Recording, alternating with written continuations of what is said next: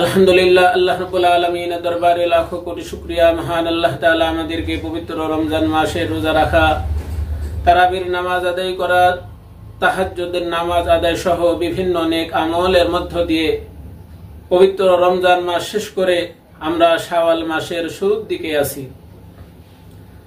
তবে শাওয়াল মাস আমরা সকলেই জানি, রমজান মাস শেষ হওয়ার পরে শাওয়ালের প্রথম তারিখ থেকে শয়তান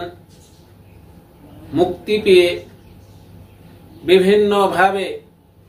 আল্লাহ তাআলার প্রিয় বান্দাদেরকে ধোঁকা দিয়ে বিভিন্ন গুনাহতে জড়িত করার চেষ্টা করছে। তবে আমাদের এই শাওয়াল মাসের শুরুর দিকে এই আলোচনা আমাদের শোনা দরকার এবং তৎ অনুযায়ী আমল করা দরকার। আমি গত জুমাতে শাওয়াল মাসের প্রথম জুমা হিসেবে আমার মুসল্লিদেরকে এই বিষয়ে সতর্ক করেছি। মনে করলাম যে আমার সাথে যতজনার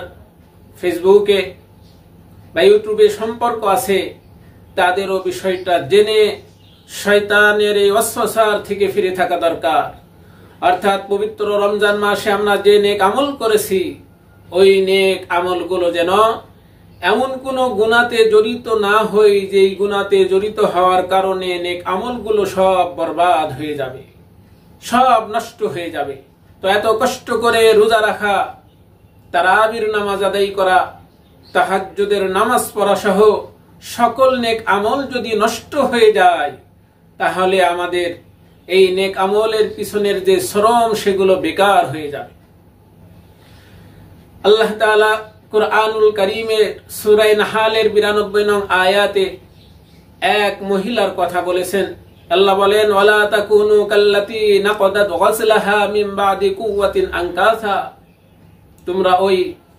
পাগল মস্তিষ্কহীন মহিলার মতো হয়ো না যে সুতাগুলোকে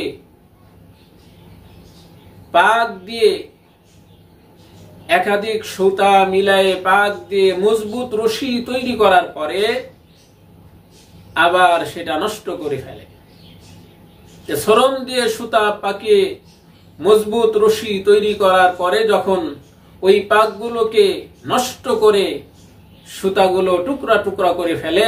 তার শ্রম যেমন বেকার কোনো কাজে আসে না, ঠিক তেমনি ভাবে মুমিন মুসলিম বা মুসলিমা রমজান মাসে সিয়াম পালন করে তারাবির নামাজ আদায় করে যত নেকি অর্জন করেছে, আল্লাহর নৈকট্য অর্জন করেছে, যদি গুনার কাজ বা বিশেষ করে এমন অপরাধে জড়িত হই যার দ্বারা সবগুলো নষ্ট হয়, সেই অন্যায় থেকে অবশ্যই আমাদের ফিরে থাকা দরকার। কুরআনুল কারীমের সূরা মুহাম্মদ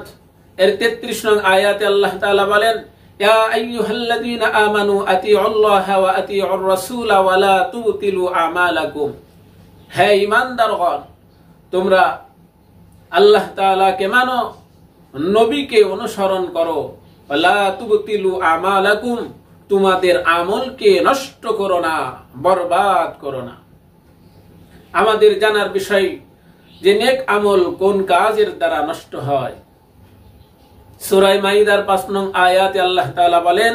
আমাই ইয়াকফুর বিল ঈমানি ফাকাদ হাবিতা আমালু, যে ব্যক্তি ঈমান আনার পরে কুফরি আকীদার সাথে বা কুফরি কোন কর্মকাণ্ডের সাথে জড়িত হয়, ফাকাদ হাবিতা আমালু, তার আমলগুলো সব নষ্ট হয়ে যায়। আহুয়া ফিল আখিরাতি মিনাল খাসিরি, সে আখিরাতে পরকালে বড় ক্ষতিগ্রস্ত। সূরা আরাফের 147 নং আয়াতে আল্লাহ তাআলা বলেন,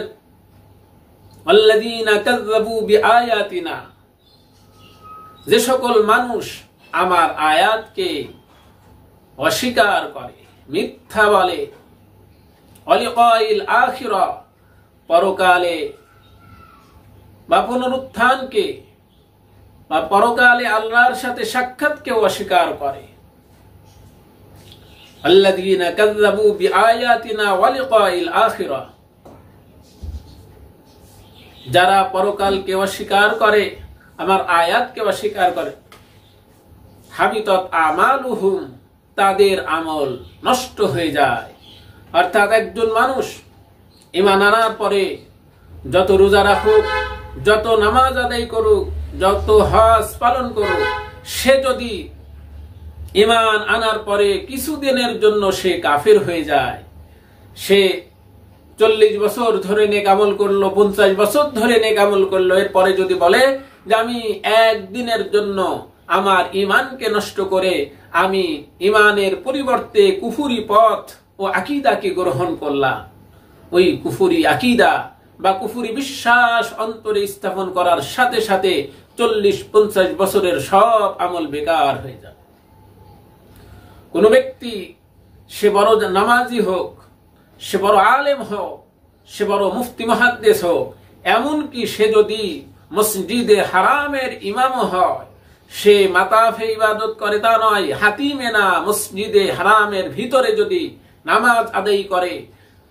তাসবিহ তাহলিলে সময় ব্যয় করে, তওবা ইস্তিগফারে সময় ব্যয় করে, দুই হাত তুলে সর্বদা চোখের পানি ছেড়ে আল্লাহ তাআলার কাছে ফরিয়াদ করে,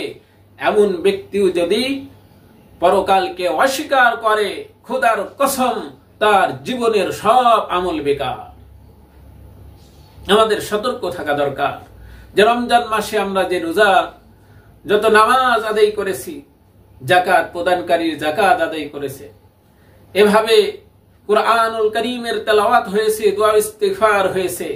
আল্লাহর নৈকট্য অর্জন হয়েছে, যদি আমরা কুফরির সাথে সম্পর্ক রাখি, কুফরি আকীদার সাথে সম্পর্ক রাখি,